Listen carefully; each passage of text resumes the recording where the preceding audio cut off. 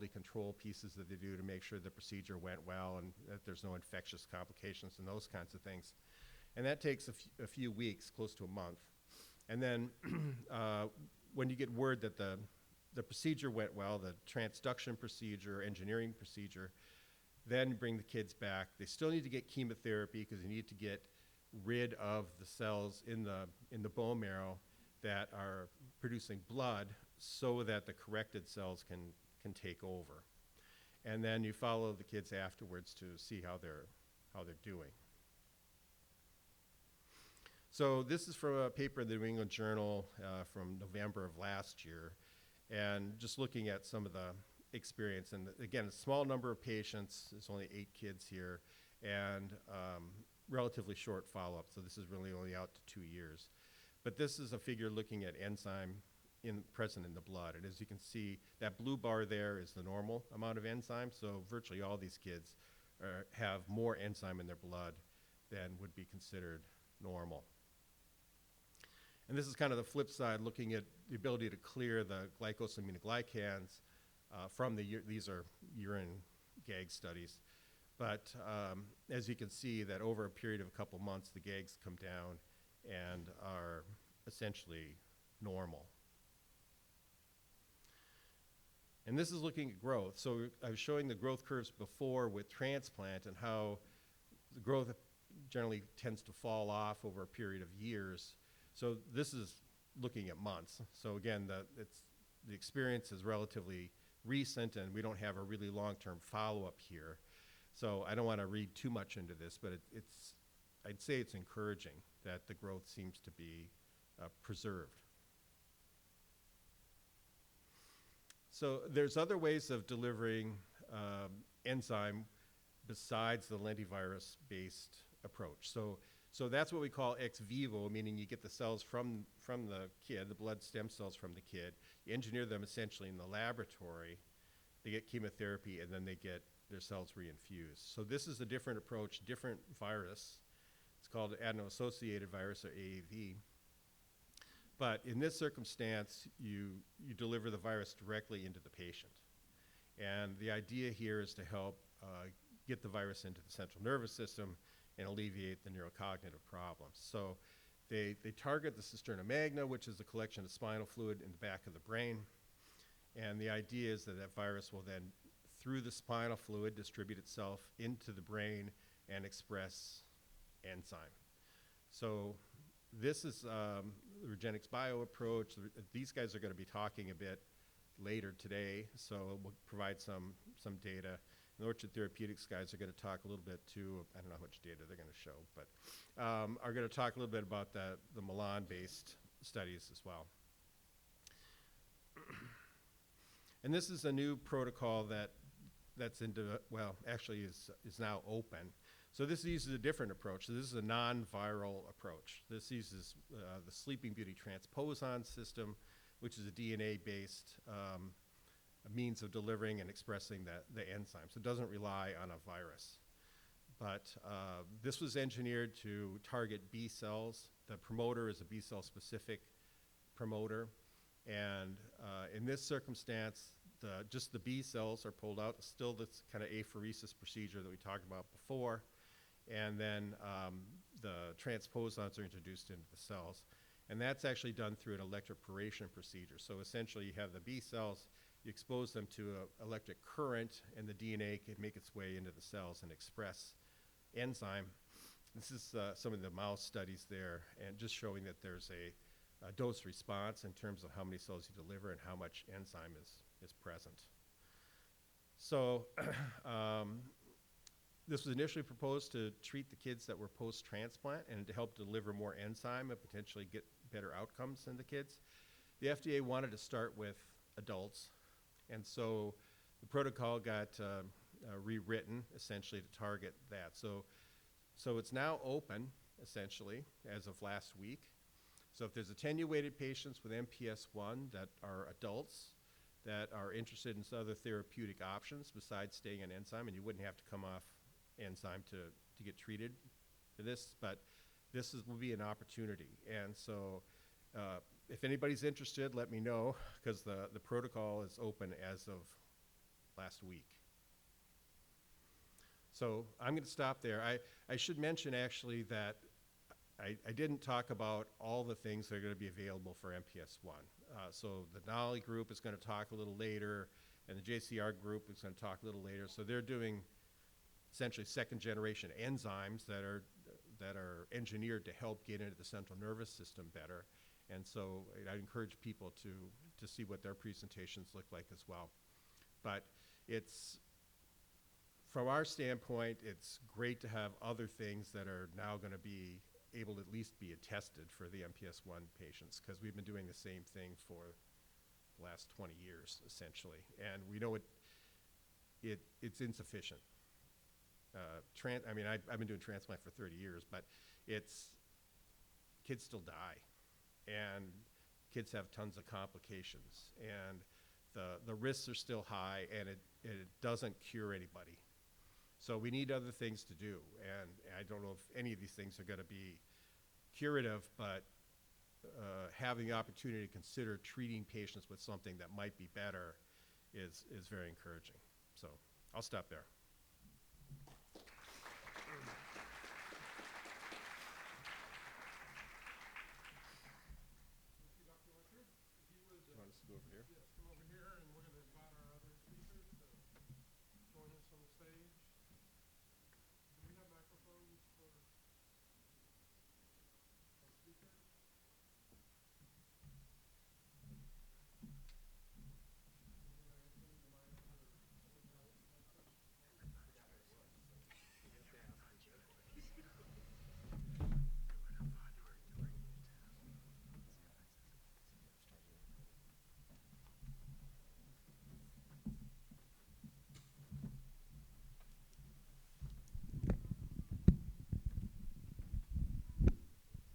So while we're getting this set up, if you'd be thinking of your questions, we've got quite a brain trust here of MPS experts and experience, and this is an opportunity that we don't want to miss. So we're going to give them just a minute to get set up here.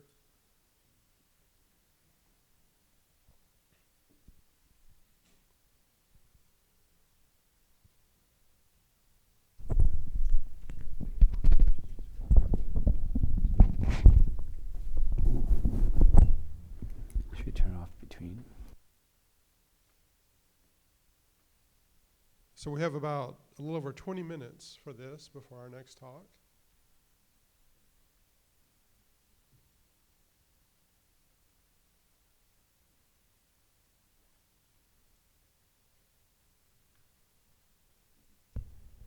Are we going to use this mic for questions?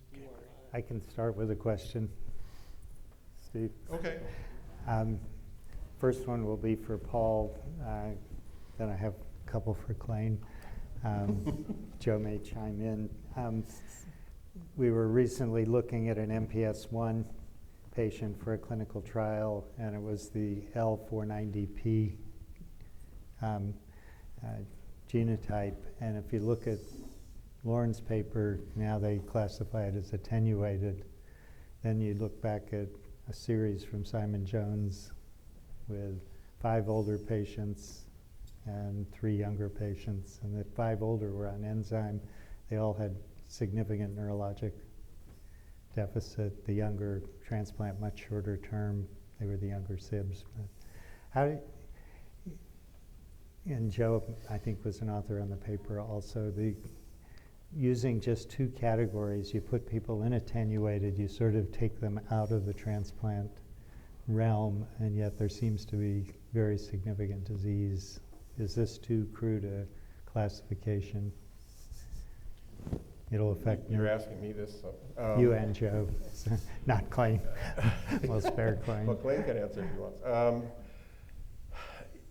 Yeah, so it's crude, trying to pigeonhole patients into a Hurler category or an attenuated category and pretend like those are really distinct, because obviously there's a continuum there. At least in the US, the decisions, I think, so one can kind of argue what's better as therapy, enzyme therapy or transplant, and I think biochemically and some other categories, you may say transplant may actually better treat the disease than enzyme therapy does. But we're weighing that against the risks. And so, if you have someone that you don't clearly know is going to have neurocognitive progression, is it worth taking a 10-15% chance that they're going to die going through the transplant procedure? And so those are the things that we're trying to weigh. So we're not, transplant's expensive, but it's not as expensive as enzymes. So we're kind of taking the costs off the table, and we're mostly making decisions based on risk. Now, and I didn't really go into this in the presentation, but if you do an autologous transplant, meaning you give the kids back their own cells, as opposed to doing an allogeneic transplant, where you have to worry about graft versus host disease and rejection and all these other kinds of things, the risk is much lower. It's probably 1 or 2% in terms of death going through transplant. And so, I don't know, if it looks like 5 years from now or 7 years from now, whatever it is, we have a lot more information that type of approach, even taking the efficacy piece off the table, if that's much safer, is that going to modify how we're going to offer therapy? I don't know, it's purely speculative on my part. I think the key really is this issue that transplantation is beneficial, but as Paul said, it is not curative by any means, and there's a lot of issues. And it's really expressing sort of marginal. To me, this new data with the MPS I ex vivo gene therapy, using the lentivirus, where they're making 2 to 5-fold or more greater circulating enzyme at all times, appears to be somewhat better in terms of outcomes. So it shows that we need to deliver more enzyme. And if you could lower the risk of transplantation to a few percent, then potentially anybody could potentially benefit from that, and even the attenuated. So I've always said the risk of transplantation, as Paul said, really precludes a lot of these milder affected patients, but they have issues. So, doing it earlier with much more enzyme, we may see a dramatic difference. Remember, these patients in the ex vivo MPS I paper are all 2 years or so. They're older, most of them are older, not 6 months or less. And so if we treat patients with under 6 months, under 4 months, with much higher levels of circulating enzyme long term, we may see a very different outcome. And it may impact a lot of the MPSs. The problem is that it's much more challenging to take cells out, put them through a factory procedure, and then put them back in. That's a much more basically individualized medicine approach. I might just add a little bit on this too, is that, so we've been doing newborn screening for a while. It was 2016 actually when it went through the RUS. But we don't have a lot of data in terms of transplanting kids at 4 months versus 16 months and how much difference that really makes. I can tell you that it doesn't fix their bones, because certainly a number of these patients that have gone through transplant at 4 or 5 months of age still have significant kyphosis and hip disease and those kinds of things. And maybe Julie wants to weigh in on the neurocognitive side. I think from that standpoint, we may make a huge difference if we can intervene before these kids actually start to have some cognitive decline. But we don't have a lot of that data to help us sort that out yet. I'm Kim McClelland. My son is Lauren, who is 24, has gone through 2 transplants and then ended up with having to have a boost of donor marrow. I was wondering, are y'all seeing any renal disease in these patients? Because we now have polycystic kidneys. MPS I. MPS I? Yes. Okay. Do you want to? Yeah. So I don't ordinarily think of transplant as exacerbating polycystic kidneys. Sort of, I generally think of that as a separate related issue. I haven't really heard about it as a manifestation of MPS I, but. No, I'm not aware of that an issue, but again, we have to realize that a lot of our patients with one genetic disorder have a risk for a second genetic disorder that may be not obvious when the first one. And so it'd be worth exploring that, whether there's other genetic risk factors for polycystic kidneys in your particular family. good morning. My name is Kevin, and my son is 25 with mucolipidosis. And probably for Dr. White, for the spinal fusions, why do they fail? And I guess can you just talk about the reasons why? Yeah, because it seems like there's always a touch-up going on after you get your first one. Can you hear me? Yeah, okay. So, yeah, I mean, spinal fusions can fail for multiple reasons. There's sort of short-term complications and there's long-term complications. So short-term, things that can go wrong, or you can have neurologic problems, deficits that we've kind of already elaborated on in our talks earlier. Infection is common, and the more compromised your overall health is, then the more likely you are to have an infection. So those are sort of early failure problems. In general, my feeling is that bones heal just fine in MPS, but spinal fusion in general, the older you are, then the more likely a fusion is to not take. The biology young kids, whether they have MPS or don't have MPS, just heal better in general. And so a failure of the fusion to heal. So the way I like to think about when we do a fusion, what that means, and I've sort of brushed by this earlier, is that to do the deformity correction, we put instrumentation in, and then we use that instrumentation to affect a deformity correction, and then we put bone graft over that. And that bone graft then becomes incorporated, so that if you go back a year later, there should be a sheet of bone across the back that fuses all of the vertebral bodies together. If you do a single level fusion for a 50 or 60-year-old for degenerative disc disease, they have a 10% failure rate just from not fusing. Whereas I can do a 10-level fusion on a 13-year-old, and there's probably like a less than 1% of all of those fusions not taking. So there's the biology issue there. And so you have the rebar, which is instrumentation. You have the fusion, which is the cement, and that's what holds your spine straight. But it can be mechanical, it can be biological, and there's a lot of factors that play into that. Colleen, ML2 and 3 bones are similar to MPS bones in terms of handling hardware, or not? That's a good question. I mean, you would think that, I haven't taken care of any ML kids myself, so would take that for what it's worth. But looking at them radiographically, they seem to be pretty similar. They tend to be smaller. They have smaller bones, so you need smaller instrumentation. And when you have smaller instrumentation, it's not as strong, so it's not as quite mechanically sound as the instrumentation we often use. So and they're just trickier deformities to deal with. So. Hi, my name's Roy Tinker, and I'm a pediatric genetics resident at Vanderbilt. This is probably more a question for Joe. Given your experience of dealing with MPS, what's your advice for kind of a general non-metabolic geneticist, kind of when we see patients in clinic who are just not quite normal, to kind of speed up these patients' diagnostic odyssey, so that we can actually loop them into kind of clinical trials and enzyme replacement therapy earlier? I hope this question becomes academic as we kind of disseminate newborn screening for MPS, but obviously we're not in that position yet. But as you appreciate, the key is really awareness, to think about these disorders, to be aware there's treatment out there. And then if you have an individual who you suspect may have an MPS or other lysosomal storage diseases, do the testing, do the storage, do the urine gags, or these days there's gene panels now that are available to really help you sort of identify if you're not sure what class of storage. But again, I think the diagnosis is getting much easier for geneticists because we have gene panels, and people don't have to think as much. You think that's a storage, do the panel. That's unfortunate. The patient's not examined as much, but where historically 4 gene panels, we had to do a lot more.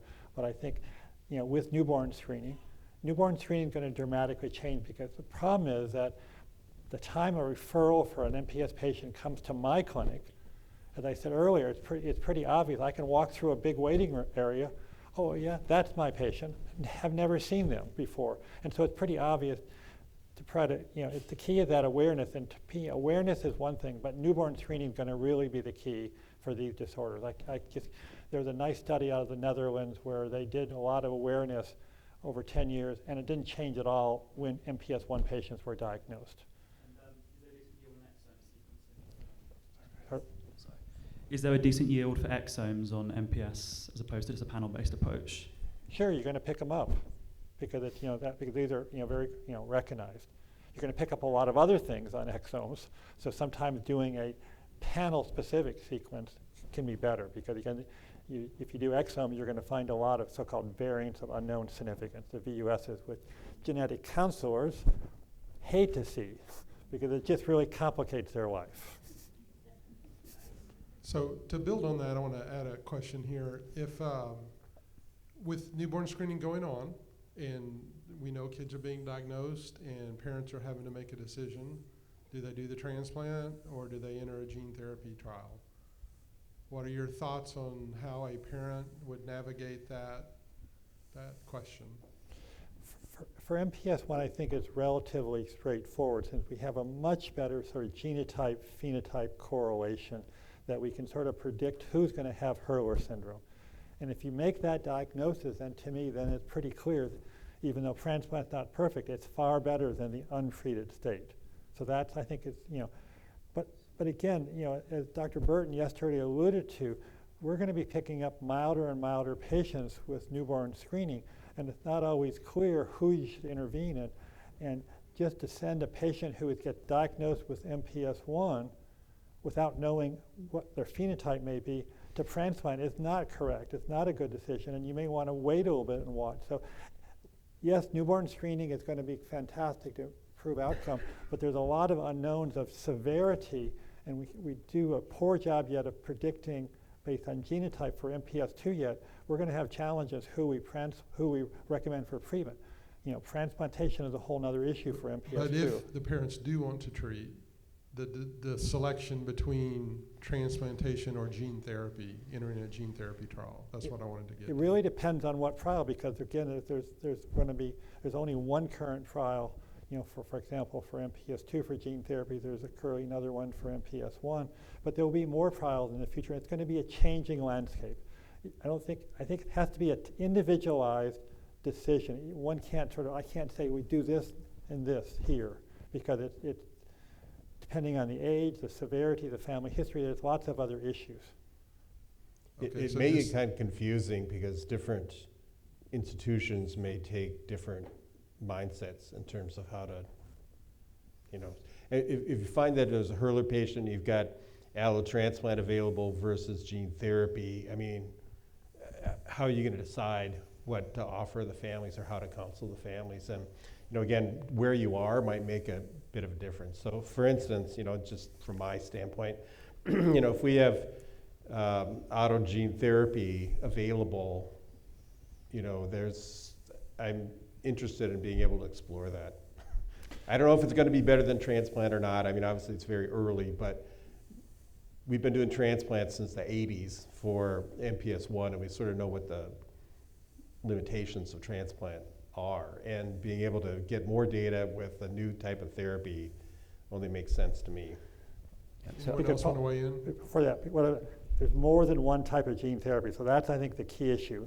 Yeah, and so, sometimes if you have a clear genotype, then I think transplant makes sense. For us, we've had one identified so far, and it was not an obvious genotype that would be Hurler. So, we start that patient on enzyme replacement therapy right away, and then we're watching that kid slowly. But, the other thing about clinical trials is they have very strict inclusion-exclusion criteria. So it's not like, oh, okay, well, I'll just go join a trial. But so that's not necessarily going to be available. And they usually start with older patients and not infants for safety reasons. So I don't know where we are with that, but it seems like that's probably a little bit ways off still. My understanding is it is available. Okay. There's a parent here who made that decision. And be a little more specific, what's available, Steve, for the audience? Gene therapy for a young child. Ex vivo gene therapy? I can't speak to that. Well, No, then so you can't say things. We need to be specific. Just saying gene therapy is not enough these days. I think the Regenix Bio, those guys are talking later, so ask them, but I think the Regenix Bio AAV into the cisterna magna protocol is still open. and they have both MPS 1 and MPS 2. I was just talking about MPS 1, but I think that protocol is still open. The lentiviral one is not, but I think it's fair to say that there's interest in trying to get that off the ground. So, but it's not available now. Okay. My sense, I mean, this is a very personal decision, and the best you can do is to lay out what data is available on both sides. We have much more on the transplant side, but try to describe what's been presented. It may be published. There may be preclinical data that you can refer back to. There may be, it works more data in the MPS 2, for instance, with Regenix than MPS 1. So you fall back. It's not a perfect system. And on the other hand, you're weighing a mortality, which Paul describes as 10 to 15%, and then it becomes a very much apparent decision. Which way do I go? And we've had Hurler patients who have elected not to be transplanted. They wanted enzyme and they didn't want the risk of death, and it almost came down to that rather than the benefit that they could get and the long-term effect of not doing the transplant. So I think the parents are going to have to make and there's the this final other decision. There's other issues too, in that, I mean, the FDA is going to want us to follow patients on gene therapy for 15 years because they want to see what the long-term follow-up looks like. So that's going to be a requirement, essentially. If you're going to go on a gene therapy study, you're going to have to go back and be seen and monitored in an ongoing way for that period of time. Like maybe that'll change down the road, but that's currently what they want people to do, is be monitored for 15 years. Here, the lady in the back there. Okay.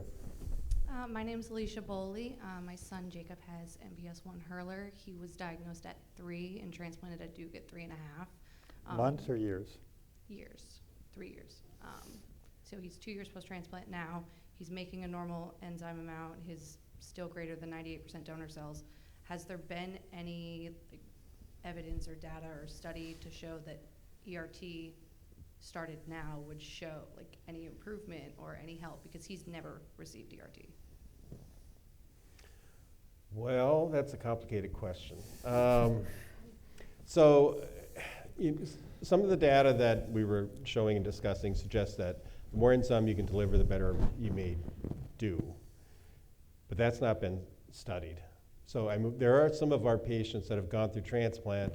Generally, we stop it after a couple months after transplant when they're fully engrafted and say, okay, you've got enzyme present. But some of the families have decided to stay on enzyme, and maybe on enzyme for 4, 6, 8 years after transplant. And we haven't really studied formally whether they're doing any differently than the patients that weren't. But a lot of the families recognize that even having gone through transplant, there's a good risk that my son or daughter is going to need hip surgery and back surgery and all these other kinds of things. And whatever we can do to potentially decrease that risk, even though there's not good data to support it. I mean, I think that's kind of their mindset.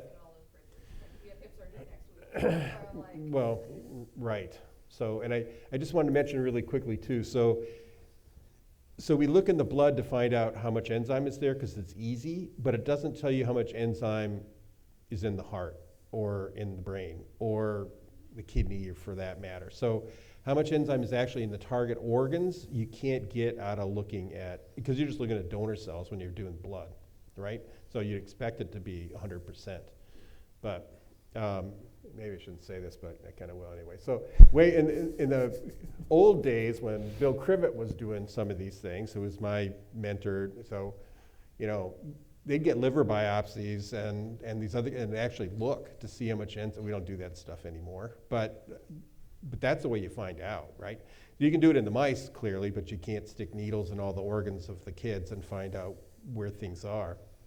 And that kind of gets back to this other question that we were talking about before, is we don't know how much enzyme we're delivering to the brain, and the only way you'd figure that out really is to be able to get tissue, and obviously we don't do that. So kind of gets back to this question about how many cells from the donor are actually making their way into the brain and how much enzyme are they delivering. And again, you can look in the mice because you can take the brains out and do whatever you want, but you can't do that on the kids. So You know, that's one of the limitations we have.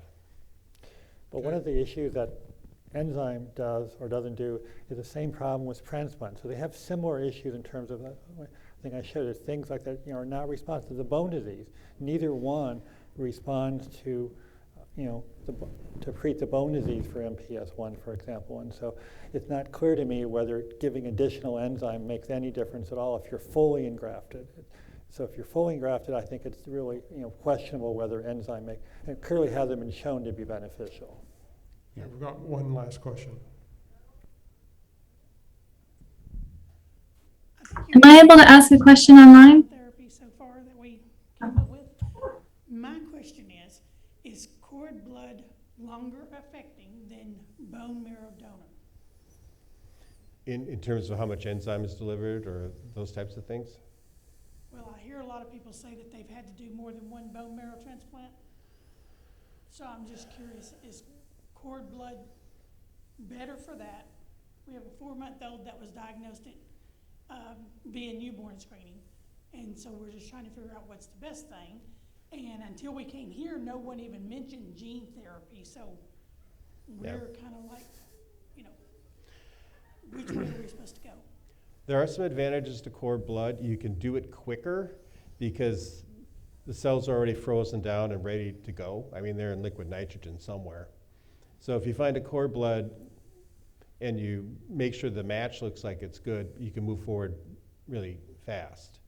If you do an unrelated donor, so you maybe got somebody in Berlin who's going to donate, going through that process of identifying the donor, making sure the donor is healthy, actually setting up a time to do the harvest, all that stuff, that takes significantly longer. At the end of the day, I mean, we looked relatively recently, Troy London, our group, looked at this, but some of the kids that were out years after transplant and looked at how much enzyme was there, for instance, with the cord blood and the unrelated donors, and it wasn't really any different. So it's kind of a matter of what's your best choice in your donors, and so you have to look at what your best match is for the cord blood. At least that's be our approach. What's your best match in the cord blood? What's the best match in the unrelated donors, and sort it out from there. But And for I don't know if I'm answering your question, but for a 4-month-old, there's really no eligible gene therapy trials yet, to my knowledge. I don't think so. But Okay, let's thank our speakers for the Q&A.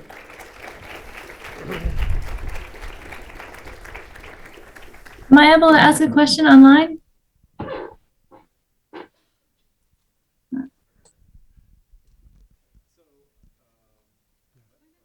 Yeah,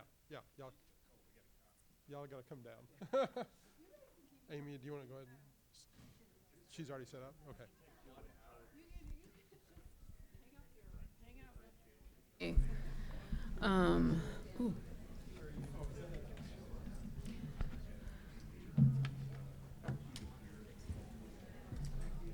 I got to introduce you real quick. Oh, sorry. No, that's all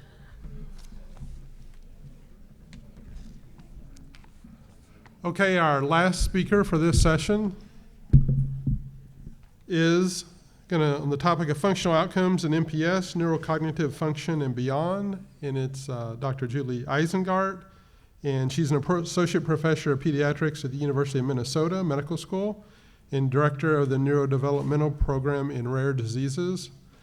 And as a pediatric neuropsychologist, she specializes in rare childhood neurodegenerative disorders, evaluating functional outcomes of disease in response to therapy. Her research has focused on the MPS disorders with the goal of predicting outcomes and improving supportive planning.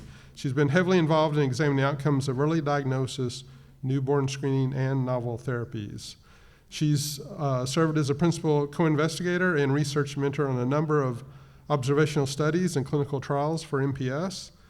And presently, she serves as the associate chair of the Scientific Advisory Board for the National MPS Society, so we appreciate that. Welcome, Julie.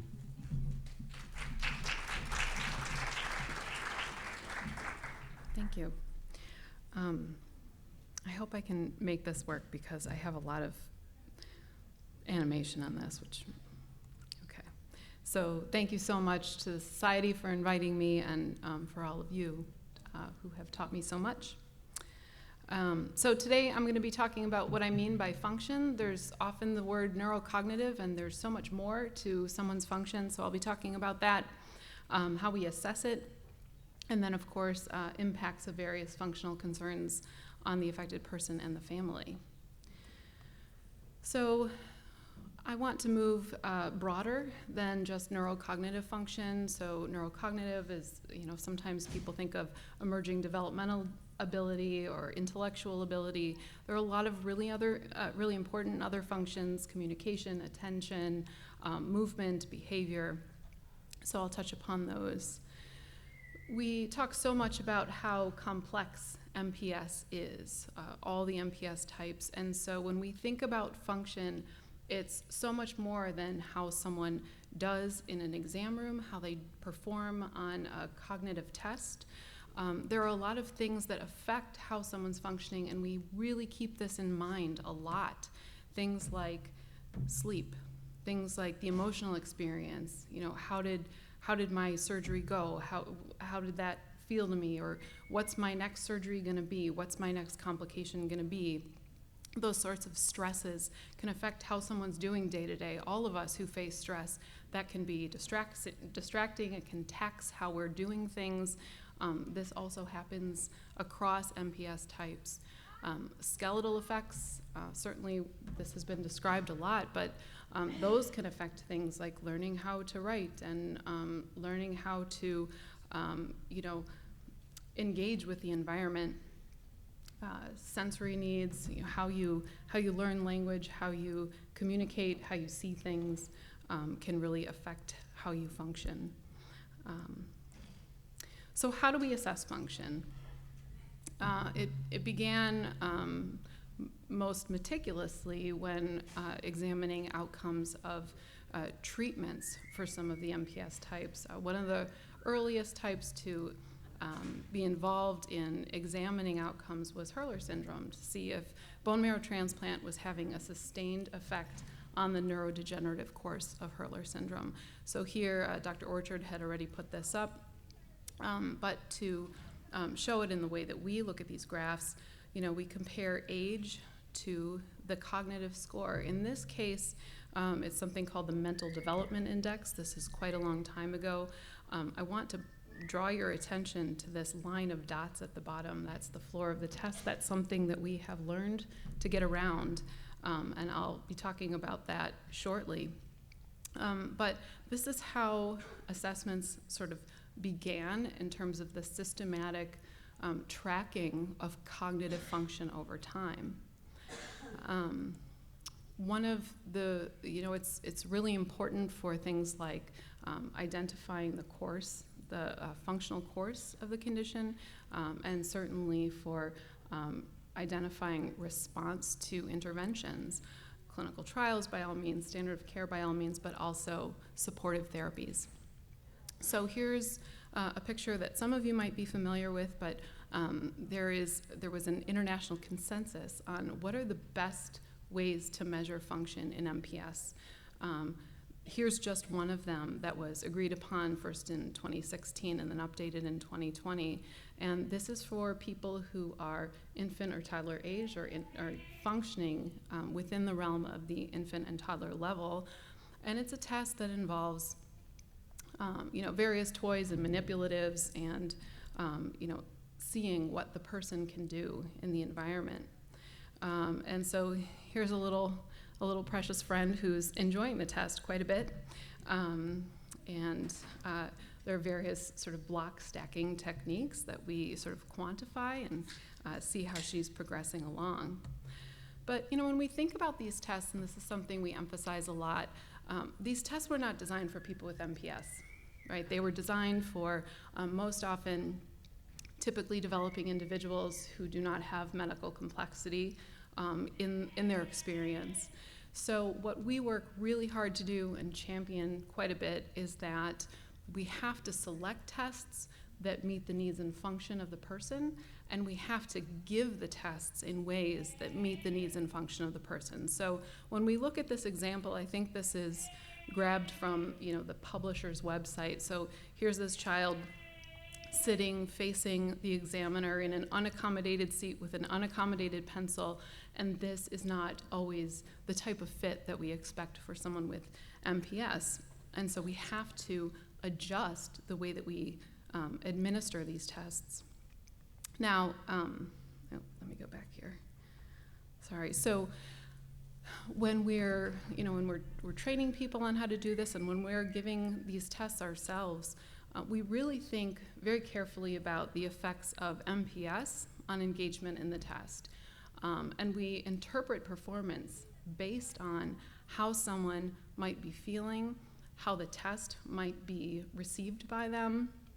You know, we think about things like other appointments. Okay, so people with MPS often take longer to come down from having their eyes dilated. So if there's an ophtho appointment the day before, and then they come to my test where I'm asking them to visually discriminate between things, then their performance might not be reflecting their true performance on that test because their vision has changed.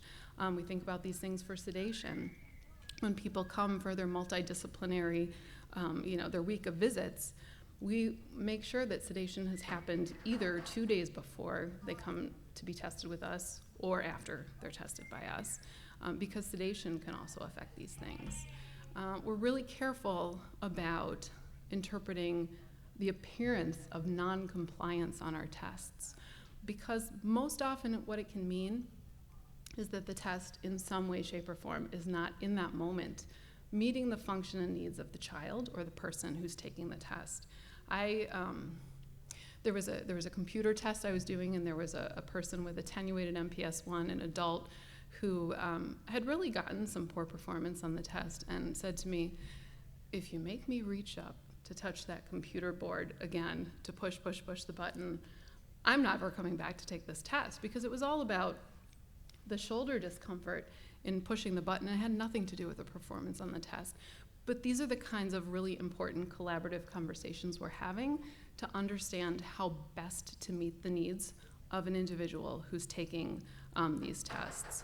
So if there's frustration during the test because a child didn't understand and it's a child who is nonverbal, is it really that this child has behavior challenges, or is that we've created a situation that's really frustrating and hard to understand? So we have to think about those things.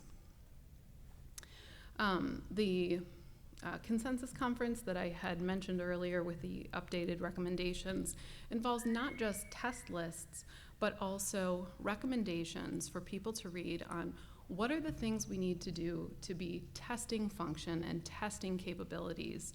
Here's a whole list that I needn't read to you, but some examples include, there are some MPS types that involve very slowed processing. They get to the answer, but it takes a lot longer. So an example is, I'll give a question number 1, don't get an answer. Question 2, question 3, question 4, I get an answer to question number 1, because that's how long the processing took. And you have to know MPS, and you have to know what you're doing so that you can give credit to reflect that this person actually knew the answer and was able to provide a response, just not in the typical amount of time, which is okay. So when we give these tests, there are all kinds of scores, and we have a lot of conversations about scores. And for families who are involved in trials or families who have been treated and are, accessing testing, there's a lot of discussion about, well, what did my child score on the test? So I just want to go over them briefly. Raw scores mean literally how many items did this person get correct on the test. Age equivalents mean that you take that score, how many points did the person earn, and you just look up in a table in the test book. What does that score convert to? What's the mental age? So 10 points on this test is an age equivalent of, a 1.5-year-old. Then there are the age norm scores. Those are things like IQ scores or the standard score, the cognitive score for the test. Age norm scores are tricky because what they actually reflect is where someone stands relative to the typical curve of development. And they don't actually mean something about how a child is developing forward or not developing forward. So I've shown this before, but I want to show it again for illustration purposes. Here's an example of a child with Hurler syndrome who went through transplant. We'll just focus on the cognitive at the top. The scaled score is the age-normed score here. The average range is 7 to 13. So in the beginning, this child has a score of 9, which is in the average range before transplant. 6 months after transplant, the score goes down to 4. A year after transplant, the score goes down to 3. So by these scores, it looks like this child is having a Hurler-related decline, and that's actually not true. If we cover those up and we look at the raw score, remember this is how many items did the child get correct on the test, we see in this top row that every single time the child earned more points. So there's actually progress here that is obscured by this scaled score or the standard score. So what is really important is that we think of these age reference scores not like, how forward is my child going, but rather their speed of development. So, if we look at this illustration, and especially if I cover up the blue car, that car is actually going forward, right? It's just going forward slower than others. And that is a visual that's a visual demonstration of how these declining scores can look like someone's losing when in fact they're just going a little bit slower than everyone else. So next I want to show some of the plots we've been using more recently. Rather than these standard scores, which can really make someone look like they're declining when they're not, we're comparing this mental age to chronological age. A lot of times what we're trying to do is figure out when disease is having its greatest impact on development. This actually is one of the reasons that one of the reasons we plot this way is because it helps identify what are some optimal times to intervene by. So in this hypothetical illustration, this is not a real disease, but if we look at this purple line here, this is typical development. So this is where the chronological age meets the mental age, they're equivalent. This black line here is the hypothetical vector of disease effect, so the neurodegenerative process pulling down. In this illustration at age 4 is when the disease effect really sort of accumulates and starts pulling this child away from the normal curve. This period right here, where this child is still gaining skills, but just slower, especially in rare disease where it's just not obvious and it's not on people's radar, makes it really hard to detect that there's a neurodegenerative process going on because everyone's noticing that the child is still gaining, right? Now, in that situation, intervening there while the child is still gaining tends to be a time when, if the intervention is a successful one, development can resume. The question becomes, what happens if you intervene in a place where some regression has begun to occur? The question is really why there's regression. There are all different kinds of things that can influence why a child is coming across as losing skills. Hearing loss, for example. All kinds of multi-system effects can create the appearance of loss that may or may not be brain-based. So it's really a question of what happens when there's intervention at this point, and I would say that's a little bit more challenging to just say universally what will occur. Here are some natural history studies that we recently assembled to look at. This was a gathering of 3 different studies for neuronopathic Hunter syndrome, and here's a gathering of multiple studies for MPS IIIA Sanfilippo syndrome. And in both of these, you can see these curves where there's the development, the slowing down in development, and the decline. Both neuronopathic Hunter syndrome and Sanfilippo syndrome do have extended periods of, in the untreated natural history, have extended periods of very low functioning that until now, I would say, or still, it becomes very challenging to show what these individuals are doing, what they're able to do. And so what we've begun to champion is a new method for evaluating function that's different from the IQ scores, different from the age equivalents, because as you see, even these age equivalents are showing kind of bumping around pretty low. What we're beginning to focus on is this concept of person ability scores. So it's much more about the individual's capabilities and what they are doing, what they're achieving, much more so than how many points they're earning on the test, and more than age equivalence, which can be sort of blurry sometimes and sort of misleading. So they're also known as growth score value, or GSV. And this is pretty new for the rare disease, neurodegenerative rare disease space, but it's been around for decades. And it's been used in a lot of other neurodevelopmental conditions. It's been championed as something that's useful for people who have, are within the neurodiversity spectrum. And we have, our preliminary looks are really promising for this. So let me explain or just sort of illustrate why person ability scores are a really important next step. So if you'll see here, if I don't talk too much in the,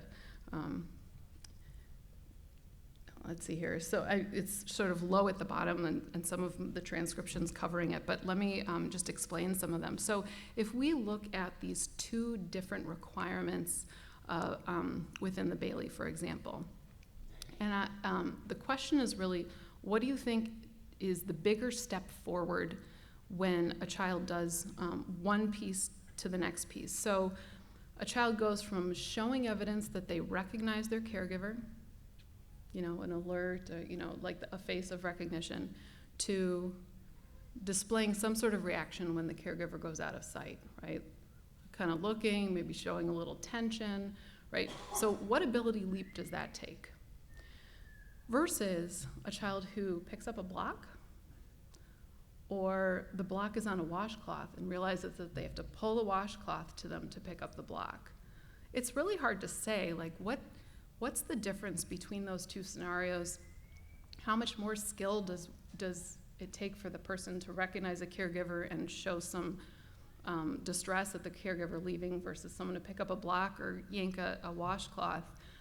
And so what a person ability score does actually is create sort of equal, it's a nonlinear transformation. It's some sort of fancy to statistical transformation, but for our purposes, what's really important is that it helps reflect the actual differences in ability spanning those two types of things. So in the first scenario, it takes 6 more points on the Bailey to make that difference between recognizing a caregiver and showing some sort of recognition that the caregiver's gone away. With the block scenario, it's 1 more point. And I would argue that that's not perfectly clearly the magnitude of difference between those two scenarios. What a person ability score does is it takes away this 6 points, 1 points, transforms it to a new score that really helps us understand the person abilities. So hopefully this next table will help illustrate the point further. We have 2 children here, the top grayish, tannish, and the bottom bluish. The top one is a child who was diagnosed at birth because of an older sibling. The bottom child is somebody who was diagnosed clinically. And we have time 1 and time 2 assessments on the Bailey. If we look at the difference in raw score points, so from time 1 to time 2, the littlest baby got 16 more points on the Bailey. Same thing actually with the older infant. Between time 1 and time 2, also 16 points difference. Those 2 sets of 16 points actually translate to very different advances in skills. They're not the same. And if we just kind of skip right over to the GSVs, what we see is that for that little baby to earn 16 more points by the way, this is also conveniently the same time span, 5.5 months. So for that little baby to earn 16 more points in 5.5 months, took an ability gain of 100 points on this new scale. For the older infant, to earn those 16 more points, took an ability gain of about half that.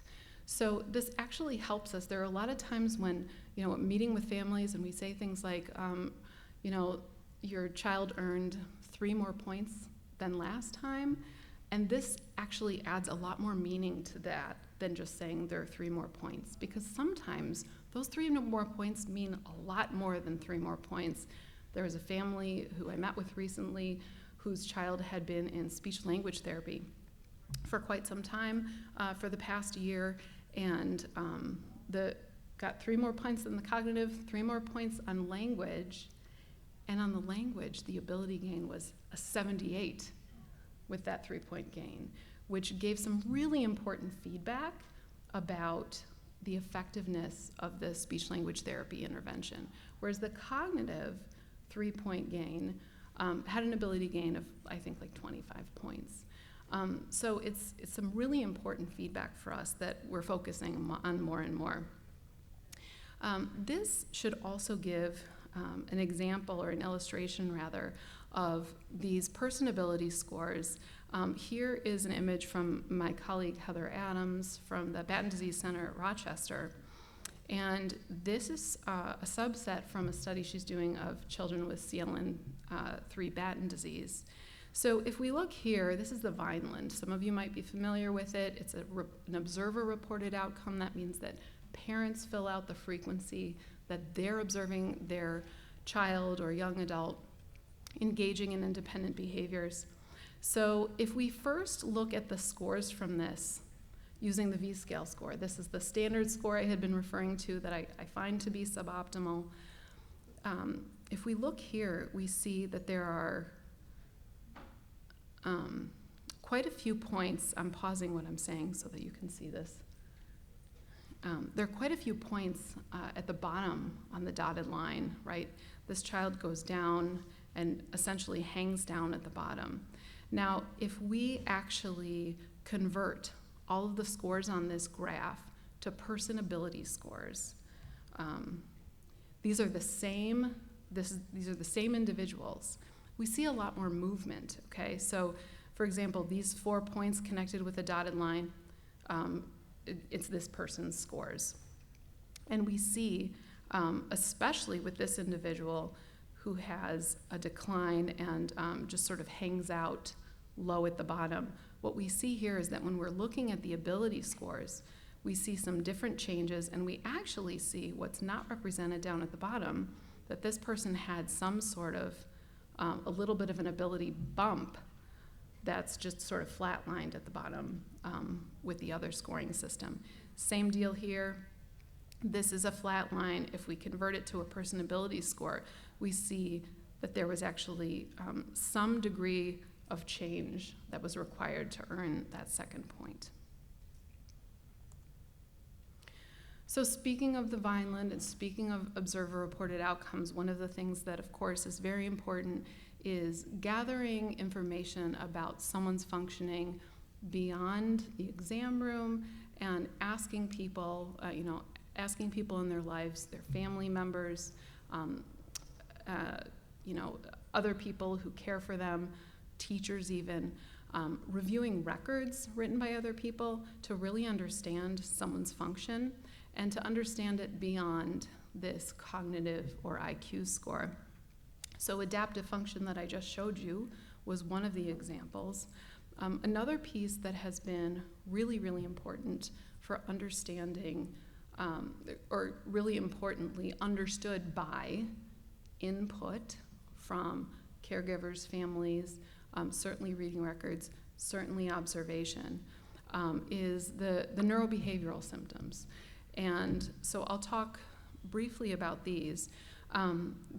We have sort of classified neurobehavioral symptoms into 2 categories. There are the ones that are less obvious, and the ones that are pretty observable. So when it comes to the less obvious ones, we're talking about the ones that are invisible, that you might not know what's going on with someone by just looking at them. Things like anxiety, things like trouble with focus. The observable symptoms are the kind that anyone can probably name by looking at: hyperactivity, demonstrating a lack of fear, demonstrating a very physical approach to interacting with the environment and other people, impulsivity. There are many other types, but these are just some examples. Elopement is certainly a concern for a lot of families within the Hunter and San Filippo communities, but can be seen in other MPS types as well. So one of the things that creates strain and pressure and confusion has to do with what is prompting these behaviors, right? A lot of times families are put in these situations of being the behavioral translators for their children, but a lot of times the families are also feeling their own stress and confusion, especially if behaviors show themselves in kind of new and more extreme ways. I have this example from one of our papers in the past few years on the different ways that a behavior can be explained and the different attributions that can be made. One is the purposeful collision. There are many people with neuronopathic Hunter syndrome who have demonstrated this behavior, many caregivers who have described it.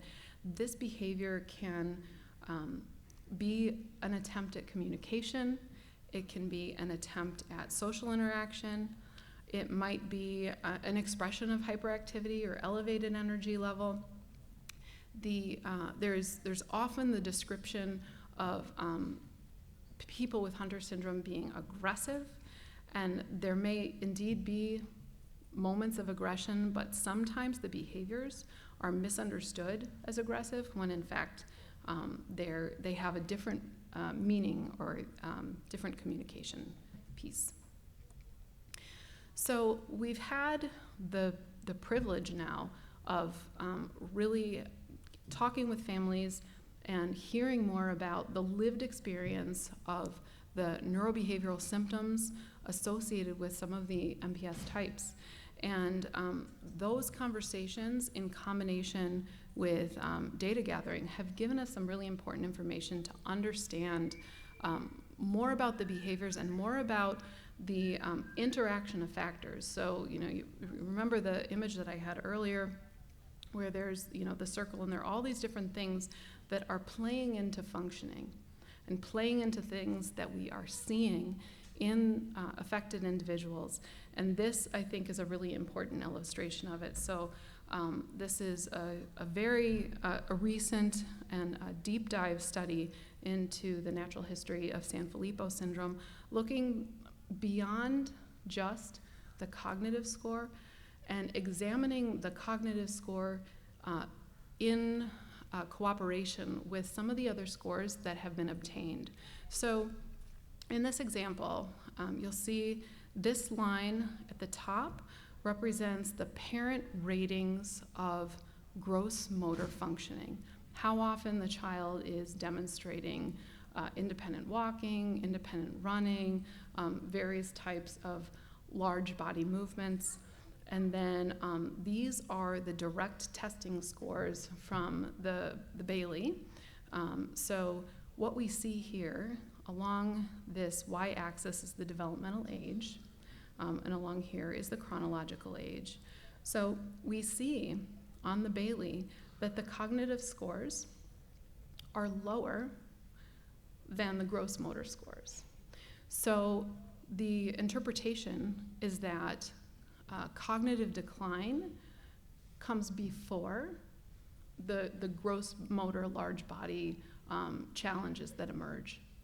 When there's this combination of lower cognitive functioning with relatively more capable gross motor functioning, there are really important implications for behavior and safety, because a well-walking, well-running child can give the there can be misunderstanding on the part of the observer about what sort of intervention is going to work to support that child's behavior and safety, and what sort of intervention that child is going to be able to respond to, and what's going to touch that child. And so this difference that's been demonstrated, I really think the community has long known this, but now we have data to really support it, that this difference in the slopes of decline for behavior, for cognitive and for gross motor, contribute to behavior and safety concerns.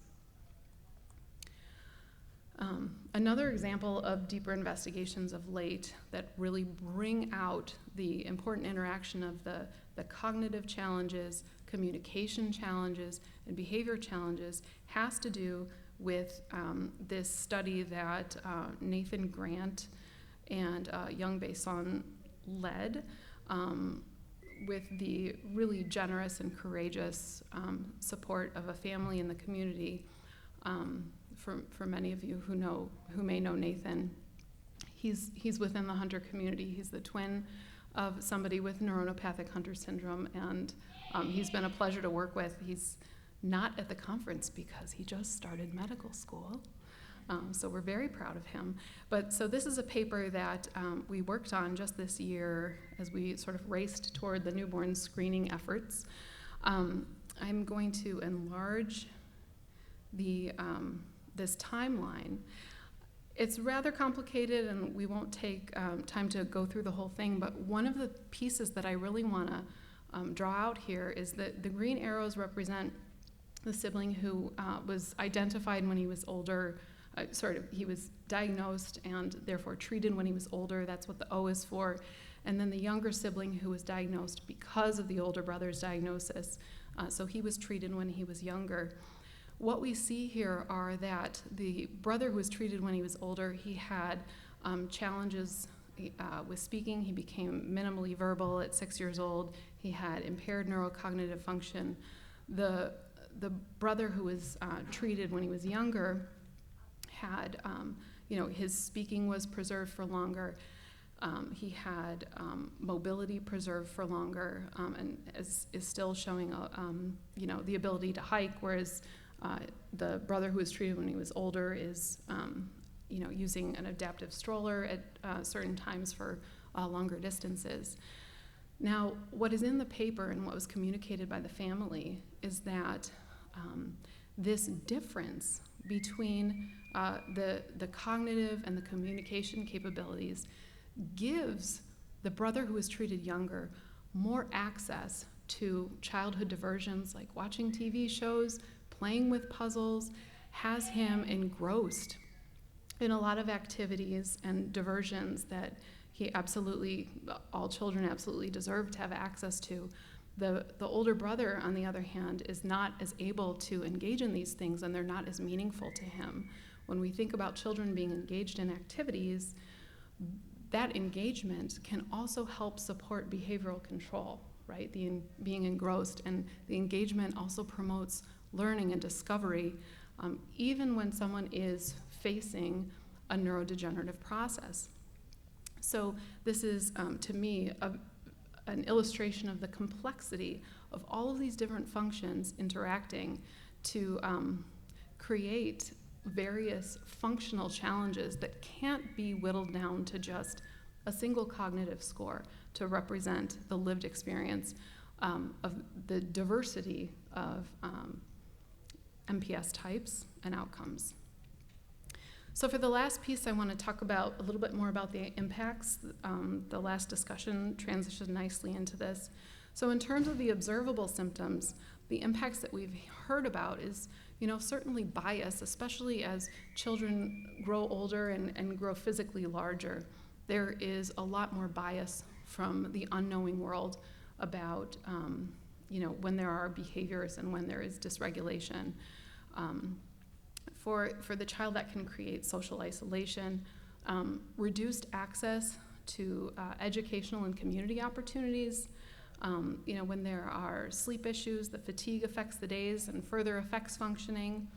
And then, as I touched upon with the gross motor and cognitive comparison, that classic methods of behavioral support may not help that child reach certain levels of peace and support.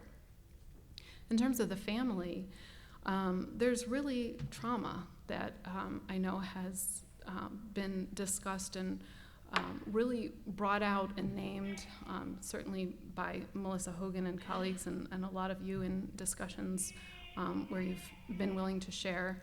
The sleep deprivation, there's the push-pull of, I want those symptoms to be less, but that might mean that something, we're facing progression. It's really hard to maintain social supports. And these are all areas of stress that need to be understood and respected among people who are caring for individuals who are affected. Caregivers and families are often forced to figure out how to manage, and they're sort of put in the position of making the recommendations and making the arguments. One of the pieces that has been so meaningful is, Cara O'Neill from Cure San Filippo reached out to us and said, COVID distance learning is just horrendous. Like, what do we do? How do we manage this? And so, in cooperation with Cure San Filippo and Project Alive and the MPS Society, we put together this paper. I'll give you the link shortly, to advocate for what children need during distance learning. It applies for COVID, but it also applies when children are in distance learning or young adults are in distance learning, distance situations for surgeries and the like. The invisible symptoms have serious impacts too, and they're underappreciated. Particularly when there are focus issues, there can be real misunderstandings about why someone is mentally disengaged. Some of the attributions might be, educators have said, he only works on the project if he likes it, only if it's interesting to him. He's not motivated, he's lazy. And actually what we know is that when attention is really fragile, when there is a focus issue related to disease, people naturally gravitate toward the things that captivate their attention and inspire them. And so they're actually showing problem solving and showing success by gravitating toward the things that interest them. And so that's actually a good thing. That's being a problem solver. That's not being a cherry picker. But those misattributions exist not just for the children who are showing behaviors. And then certainly social isolation. There are some difficulties with social emotional processing, especially if a focus and processing speed are low.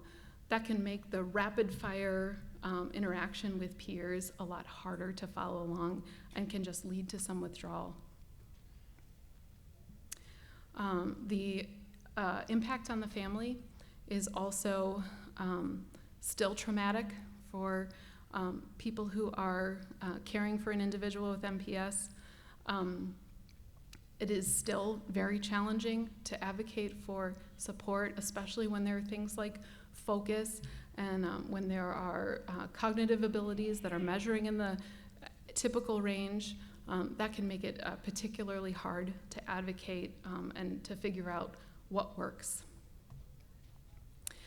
In terms of the future directions, there's a lot in front of us, and we need more and more work and more collaboration. Some of the things that we're doing are working on developing a behavioral rating scale so that the observations and the explanations and some of the current rating forms can be replaced with something that's much more specific to the unique needs of the MPS community. We're looking at ways we can measure communication for minimally verbal and minimally vocal individuals, and certainly examining what sorts of therapies and supports help in addition to intervention, and really looking to understand more about caregiver experiences, family impact, and access to resources. So all of this has come together through just enormous collaboration with so many people who are so generous, and it's just been a true privilege to work with. And I will put here how to, let's see if I can move this, how to access the publication for any of you who are interested in it. So if you go to our website, this is the website link, and then you click on this button. If any of you want to access the recommendations for schools and therapies for managing distance learning and other kinds of pauses from education or access for medical needs, this would be an option. Thank you very much.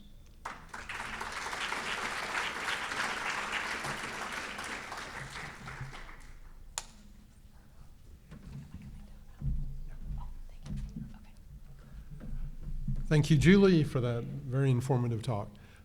This is the end of our morning sessions. So we invite you now to go to lunch. The buffet will be down the hallway. Please pick up your children from childcare before lunch, and then you can return them. But be back at 12:45 because we have some very important awards to give, and I don't think you'll want to miss it. 12:45. Thank you.